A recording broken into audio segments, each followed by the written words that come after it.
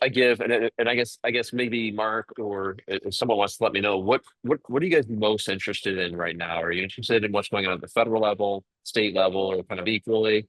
Um, and that'll kind of tell me where I should start or focus on.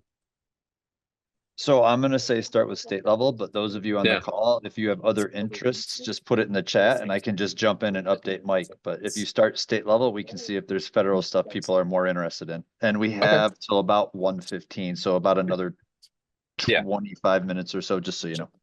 Got it.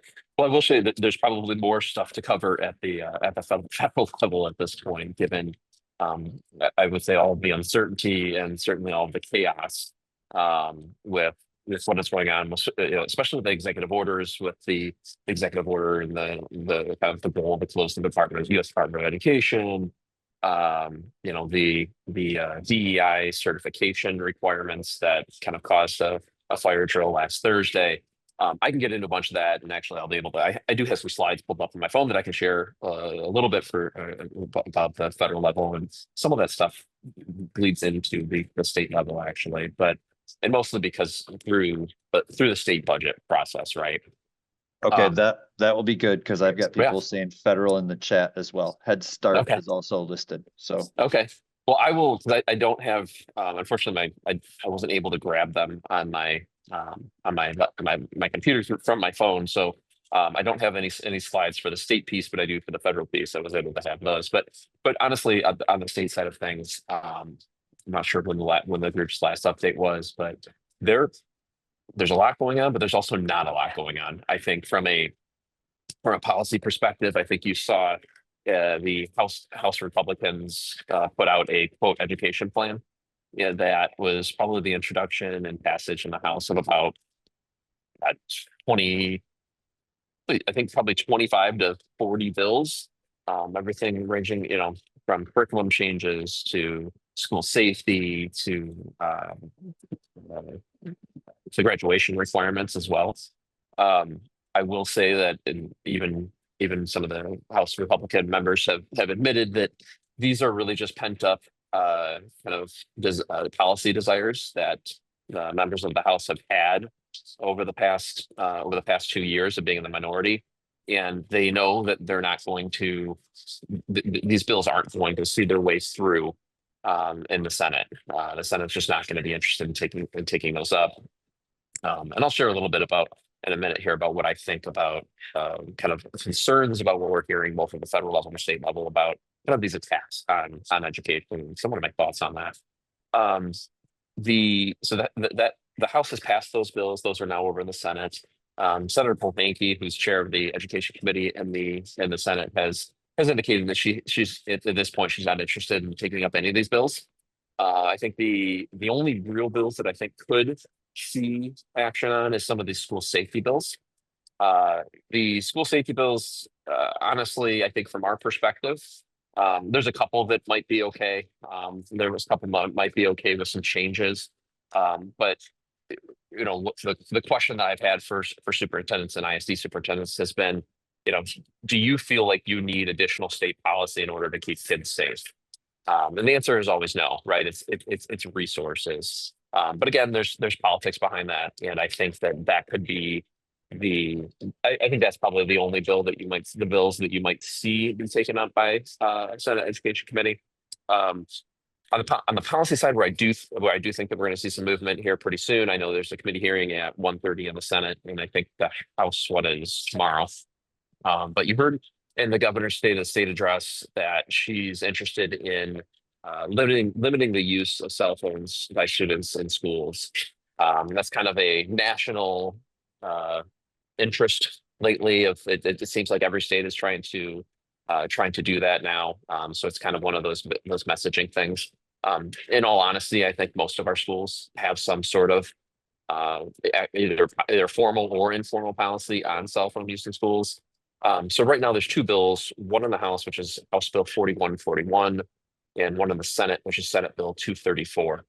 4141 is an extremely prescriptive bill in terms of it lays out exactly the exact policy that every single school district in the state must pass as it relates to limiting cell phone use. It bans. I mean, and part of the problem is the language that's being used. It's not specifically saying cell phones. It's saying wirelessly connected devices. Which, and the concern obviously that we have is that that also means laptops, and other, and iPads and other devices that we actually use in the classroom. That's a minor problem. I think the bigger concern, obviously, is that the prescriptiveness in it. I think it's K through 5. If I'm recalling, you're not allowed to have cell phone or wireless communications devices at all. In middle school, you're not able to have them. I think you're able to have them, but they essentially have to be in your locker. And in high school, I think you're able to have them, but you're not able to use them during instructional time. Um, the concern with that is we have a number of different districts. I know at least in Wayne County that have their own policies in place, and it works for their districts, and they don't they don't need anything else, right? I mean, boards have made these decisions, or you have individual building principals that have set their own policies that work for that building or work for that district. So we actually haven't taken a position on it, but we don't, at least from Wayne County's perspective. But we don't really, I mean, we have concerns about that bill just based off of how prescriptive it actually is. Senate Bill 234 is certainly less prescriptive. And I will say in 4141, the other concerns that we have, sorry for the noise, is that the bill doesn't allow for, right? So we know that some students have it written their IEPs in terms of communications devices that they should and need to have. There's also some emergency, what happened in a case of emergency, and also in the case of the use of a medical device. Senate Bill 234 actually has those three exemptions in that bill. And essentially all it says is that it requires that every district in the state of Michigan have a policy on cell phones, on limiting cell phone use in schools, right? So essentially if a district already has a policy in place, then that's check the box, you're done. It just says, that the district has to have something in place that would limit the use of cell phones during instructional time. We are, at least in Wayne County, we are supportive of that legislation, which I believe is going to be moving out of the Senate Education today at 1:30. But that is probably, at least from the education perspective and policy wise, that is probably the only bill that you're going to see anytime soon moving in and out of both chambers and probably headed to the governor's desk. I mean, again, some of the school safety stuff, sorry, I'm messing with the camera here. Some of the school safety stuff certainly could end up there, but I haven't been told yet that they're going to be focusing on that at all. So policy wise, again, it's not a lot. I think anything that's being sent over from the Senate to the House and the House to the Senate is mostly going to be messaging, what I call, right? It's stuff that they're going to be voting on and saying, hey, we did this and the Senate needs to pass this, or hey, we did this and the House needs to pass this. And it's going to be, I think that's probably going to be where we're at over the next 2 years as we head into the 2026 election, right? It's just going to be all about messaging. So it's Republicans saying Democrats didn't vote on this. It's Republicans saying or it's Democrats saying the exact opposite. So from a policy perspective, that's what we have going on right now and what we're focusing on. Budget wise is I think you guys probably didn't see yet. You might have seen. But the Senator Camilleri and the Senate Pre-K-12 Education Committee, Education Appropriation Subcommittee released its budget this morning. So we now have governor's budget proposal and the Senate budget proposal. Senator Camilleri's budget proposes a $10,008, not $10,800, but $10,008. For the foundation allowance, it requires that, so it's a $400 increase over the current fiscal year, and it requires that half of the increase, so the $200 per pupil, be used to increase educator salaries. I had a lot of questions about that we had a lot of questions about it with the senator when he briefed us the other day. And one of the questions I had, and I'll share it with you guys, I said, well, if we have districts that have contracts in place that provide an increase for their educators, in the next, in this upcoming year. Does that count? And he said yes. But that again is just part of his proposal. His proposal also includes $350 million total for school safety and mental health funding. So that's the 31AA if you're familiar with that. There is a 25% increase, excuse me, in I'm trying to go off of memory here. 25% increase for ELL, special education funding, and at risk. I think at risk funding is 25% as well. There's some additional flexibility in at risk funding that the senator is providing in the boilerplate. There is a not newly created, but there is a $350 million fund in his budget for school infrastructure that's modeled after the school infrastructure study that came out in March, end of March. The $350 million fund would go towards providing grants to districts for both HVAC and roofing projects. If you've seen or if you hadn't heard of the study, roofing, HVAC and roofing were the top two gaps that districts from across the state had in terms of their needs over the next 10 years. So we're thankful for him providing that. Overall, it's a decent budget. I think essentially other line items are about there's a 4.2% increase. Obviously, we're still keeping the school meals, the school breakfast and lunch program in place, and GSRP. One of the main differences there is that they're actually removing all of the income eligibility requirements from the boilerplate. We have some slight concerns about that, and I want to talk through that with the folks from MyLeap and from Senator and Senator Camilleri. I think we would support language that actually it took the income eligibility levels out, but also required that they prioritize lower income families first for that. But again, that's a boilerplate concern that we have. Overall, I think his budget is pretty good. I think we're now kind of waiting on the House budget to see kind of what I always tell my superintendents is the third leg of the stool, right? So we have the governor's foundation allowance of $10,000. We have the House, or we have the Senate at $10,008. What's the House, right? The House did include a skinny budget with what they were calling in March. You might have heard about that. You might have heard Democrats calling it a $5 billion cut to education. It wasn't really, that's not what it was. Essentially, it was a let's pass a budget that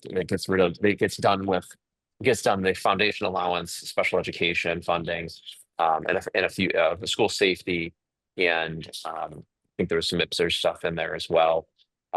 So that was a skinny budget that was out there that you heard a lot about. We're still waiting on Representative Tim Kelly, who's Senator Camilleri's counterpart in the House, to come out with his school aid budget, which I expect in the next probably 2 weeks. So once we have those three legs of the stool, we'll have a better understanding of where we can, where our business officers can actually start to craft budgets that will make sense, and kind of so we can create different scenarios through that. Having said that, you're going to hear a lot more from folks like myself and organizations like MASA, the K-12 Alliance, and others about getting a budget done by July 1st. I think right now that's probably one of our bigger concerns. I've been told to expect not to have a budget done by July 1st, and in fact, that it's kind of given the new reality with split government in the state, that we could end up not seeing a school aid budget until August or September. Someone's even said, I don't know, maybe October. So obviously that presents concerns for us moving forward. But I think having these three budgets will at least help us be able to plan. We'll be kind of beating the drum about, hey, we have to get a budget done by July 1st so schools can plan and have the staff and resources available when kids walk through those doors in August or September. I'll stop real quick on the state piece and get into the federal piece. Any questions on the state stuff before I move on? I didn't see any come up. Only one quick one on the device bill. I had a question, Mark. I submitted it in the form too. It was around the proposal. I believe it was proposed. I'm not sure where it's at around if a teacher has an initial teaching cert, if they pass an MTTC, like say I'm like, I can totally teach secondary math and I'm going to take a geometry MTTC and I pass it, then I could add that onto my endorsement. Have you heard anything about that? I have heard about that. I mean, I haven't heard anything about I mean, I think you're explaining it correctly, and I think I haven't heard whether or not that Senator Polanki is interested in moving that forward as of yet. I know that there were some House Democrats that actually supported, I think maybe that bill and another bill that had to do with, and I'm trying to remember back a month right now, and without my notes, it's kind of hard. But I do apologize, but I think there was one too, which removed the fees for educators for their certifications, and I think this one was to basically say, yeah, if you're already certified in this area, can you get a certification in in a different area essentially? Is that correct? What you're Yeah, asking? and that would be Yeah. without like, because I mean, there's alternative routes right now, but then you still Yeah. have to have it like as an interim endorsement and do all these other Mhm. pieces. The other one I was thinking of too, and I might be off on this one, was I think it was like if you'd been like working in a teaching, like an education setting, and you got so many like, hey, they did a great job for 3 years, so let's just give them a teaching cert now or something like that too. Does that sound familiar? Yeah, yeah. I mean, it also undercuts the work that we're currently doing from the the different grow your own programs and channel together to build up right the teaching ranks too. So I'll have to check. I'll have to check on that. Honestly, I haven't heard about that since it moved out of House Committee. I mean, usually if Senator Polanki is interested in it, she's kind of moving pretty fast on something. Um, but yeah, I mean that's without my notes, and I apologize. I mean that I don't have them with me. I couldn't carry my laptop into the meetings that I had to go into today. So I don't have a very good answer for you on that, but that's at least where I don't think it's going anywhere right now. Is probably the best answer I can give you. All right, thank you. I apologize. It's okay. I saw another question there about the device bill differentiates between school issued and personal devices. Yeah, I believe it. If I recall, I've spent it does say, I think it's personal. I think one of them says wireless, like wireless connected devices. So again, that's one of those word issue, changes that need to be made.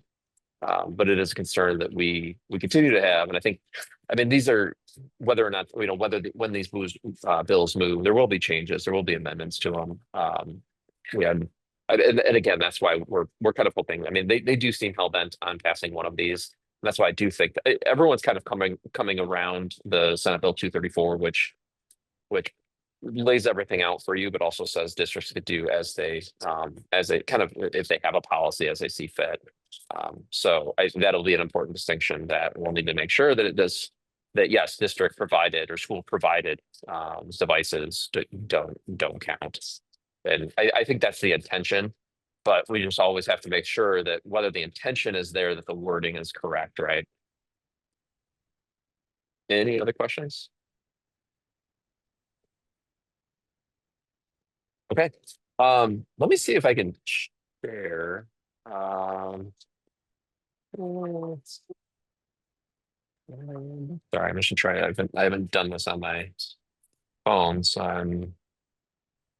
let's see if I can do this. 1 second. All right. Can you guys see my screen? We can. Okay, perfect. So this is an update that I've been asked to give by to a number of different superintendents groups and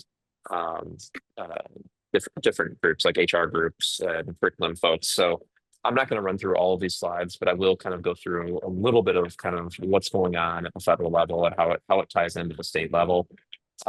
As I said, I mean, we all know there's just some quotes. I mean, and I prepared this part of this presentation for my boss, actually, Dr. David Colbert. So who was giving a presentation. So we know the importance of education, right? And so I'm just going to include a couple. And by the way, Horace Mann was a U.S.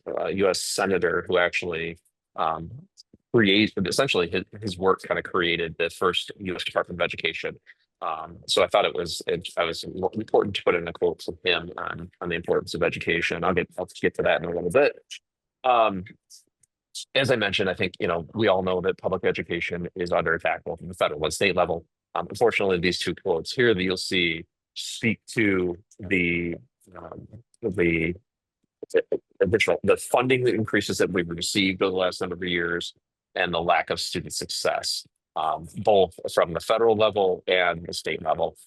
Both of these people are, Tim Kelly is the House Appropriations Subcommittee Chair for School Aid. Representative Tim Walberg in Congress here chairs the House Committee on Education and Workforce. So we know that that education is under attack.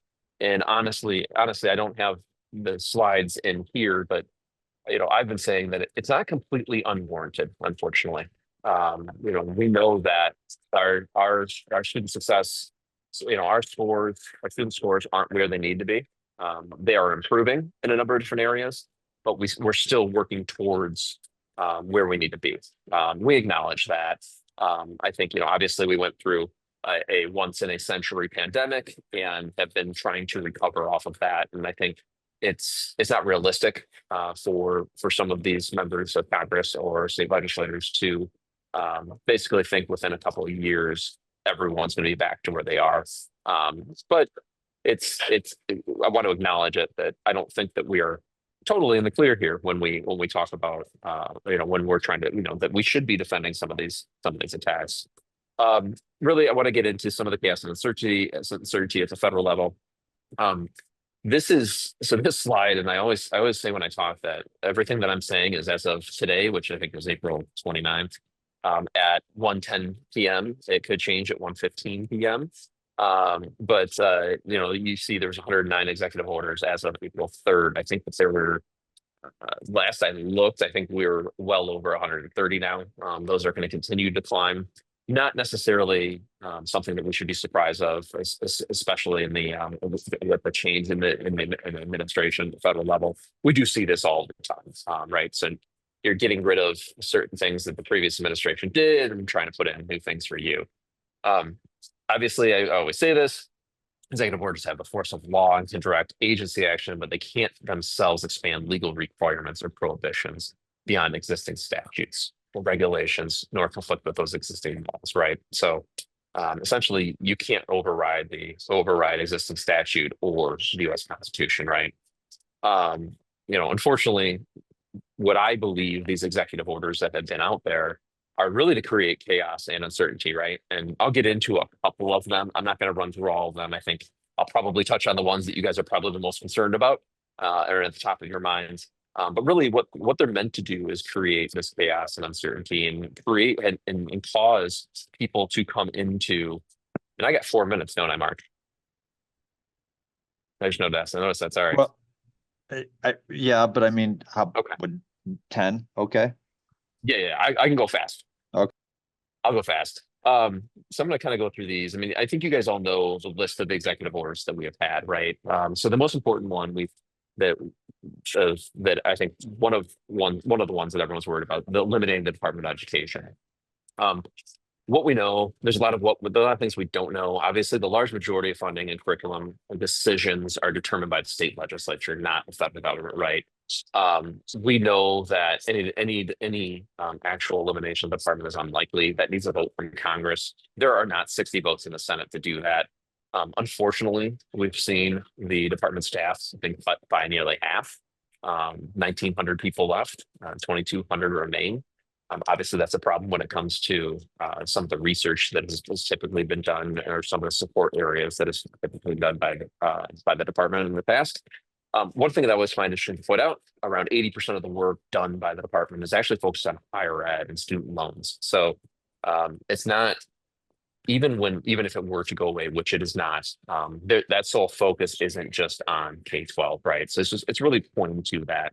We also know that there's a lot of discussion about moving funding like IDEA to DHHS, or just an example, it doesn't mean anything to us, but student loans to the Small Business Administration.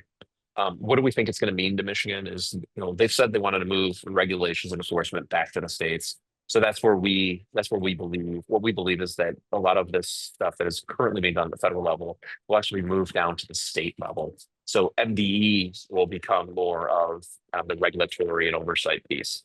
However, we also know that MDE doesn't have staffing capacity to actually do a lot of that work potentially. So we could also see the ISDs being serving more of that role, which kind of creates a bit of a problem, right? Where ISDs are going to become, or the ISDs are service organizations, right? And at the same time, they're going to become regulatory and oversight agencies. So we'll have to see how that all works out, right? We have to wait until we see exactly what they're going to do, what they're going to put where. But so should we panic? Not yet. I think we need to see how things flow. I'm not going to run through this slide real quick, but if you guys can see it, we went 111 years without a U.S. Department of Education. I mentioned Horace Mann. His work actually was created the first one in 1967, which coming out of Reconstruction and the Civil War, and only lasted a year. And we actually didn't have one again until 1979, when Jimmy Carter signed a bill into law that created it. And just 2 years later, we actually had President Reagan using literally the exact same rhetoric that is being used by the administration today about why he wanted to get rid of it. So it's not unprecedented. It has been done before. I do say there hasn't been a Department of Education. We didn't have one for 111 years. It was an office or bureau of education within the U.S. Interior, or the U.S. Department of Health, Education, and Welfare throughout those times. It was around the support. Some of the supports were there, just not its own individual department. Are we concerned about IDEA funding? Yes and no. I think we've seen both the administration and members of Congress indicate that they are not interested in funding IDEA. Where I think where we are concerned is probably, we know that I think it's 7 of the 12 regional OCR offices had been closed and staff laid off. We know that staff has been gutted in other areas of the department.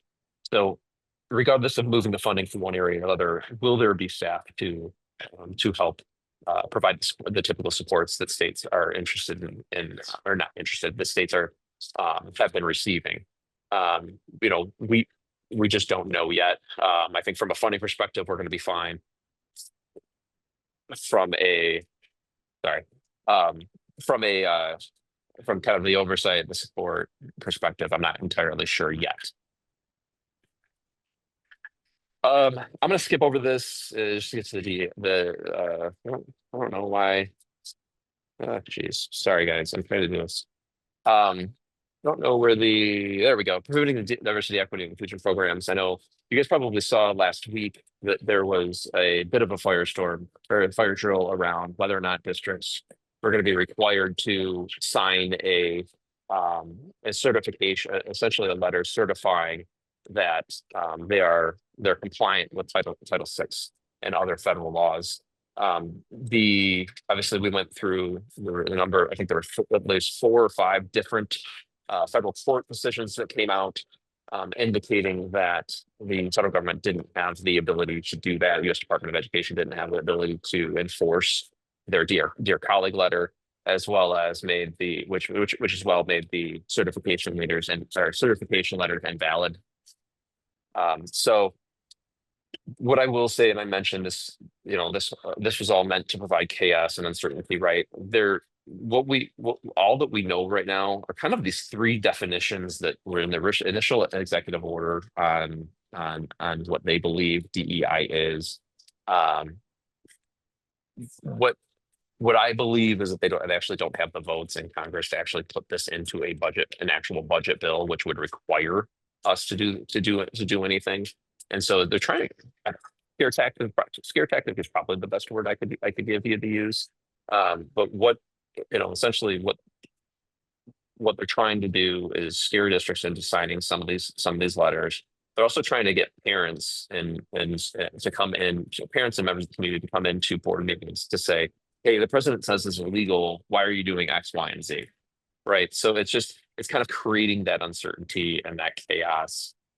And really what we're telling our districts is that obviously always consult with your with your legal representation. But from our perspective, until we actually have greater clarification or actual requirement changes within law, kind of in a wait and see place at this moment. Finally, where we're at is outside of all the chaos, as I mentioned, with the executive orders, I think the true threat is actually federal funding cuts through not only reconciliation, but next year's budget, right? Next year's budget is the one that we're really, I think we'll be fine through reconciliation, potentially. I mean, the main thing that we're worried about in reconciliation is Medicaid cuts to Medicaid. But the overall budget for next year is kind of the main concern. What I have on the slides here is not entirely what the state of Michigan receives from the federal government. I think we're at about 10% of our school aid budget comes from the federal government, so about $2.2 billion. These are the three main tranches. So school nutrition programs, Title I funding, and then IDEA. So just to show you, right? So we already know, and we've been told that school nutrition programs and title funding, especially Title I, are going to be targeted. What can we expect through reconciliation? Some of the stuff is changing as we go. So I think reconciliation, we might be okay. I am concerned about cuts to Medicaid, which I'll get to in 1 second as I wrap up. But if you look, what we're being told through next year's budget is expect up to 25% cuts. And if they're focusing just on school nutrition and Title I funding, that would be a $374 million cut to Michigan schools.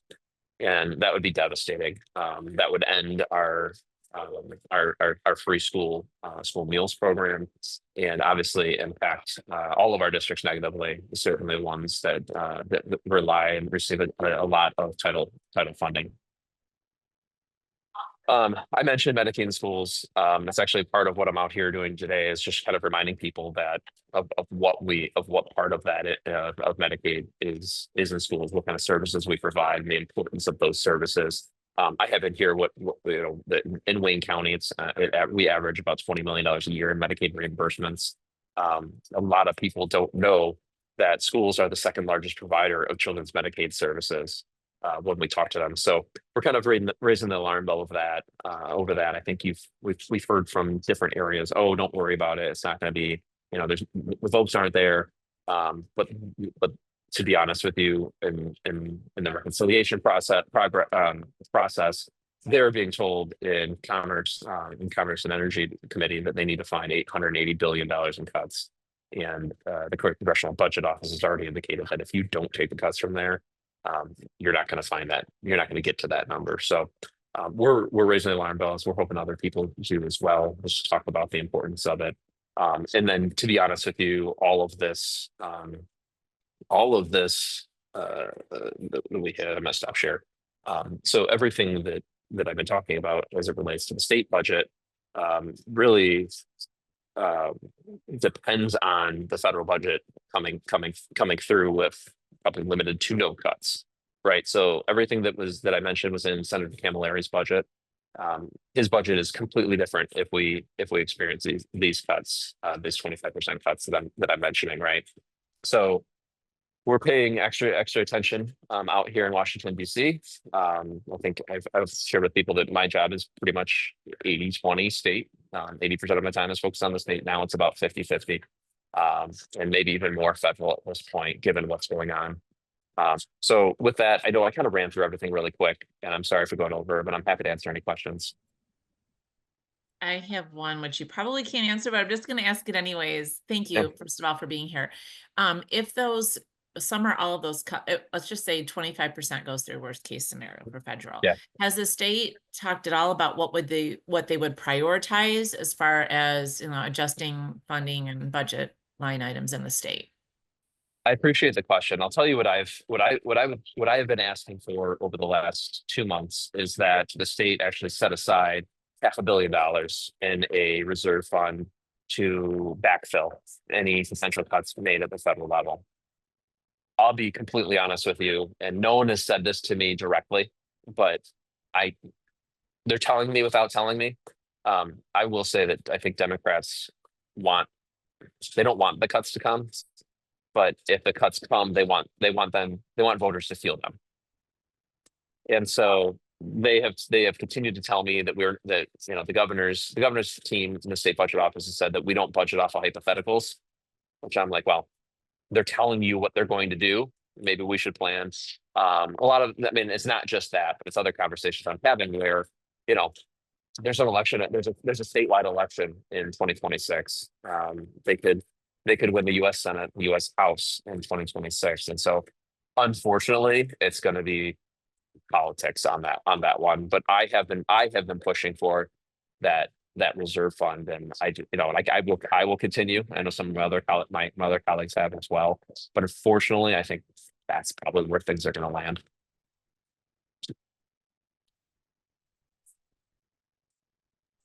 Thank you for being very transparent about that. I appreciate it. Yeah, no, absolutely.